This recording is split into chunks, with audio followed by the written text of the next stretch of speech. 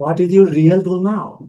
Just to get A plus in SSC or to secure a government university seat? Or do you want both A plus and university seat? আপনি শুধু SSC চিন্তা করলে শুধু board এক্সামে এ plus পেতে পারেন, অথবা হচ্ছে শুধু ইউনিভার্সিটির জন্য আপনি টার্গেট করতে পারেন, অথবা আপনি দুইটার জন্য টার্গেট করতে পারেন। স্মার্ট উপায় হচ্ছে, আপনার জন্য উত্তম উপায় হচ্ছে দুইটাকে টার্গেট করা। এসএসসি বোর্ড এক্সামও সর্বাধিক নাম্বার পাওয়া, তারপর ইউনিভার্সিটির সিট দখল করা। আপনি সরকারি সুযোগ সুবিধা নিয়ে পড়তে পারবেন, আপনার বাবা মাকে গর্বিত করতে পারবেন। A plus is important, but thousands of A plus students fail to get university seat. The real winner are those who prepare smartly for both.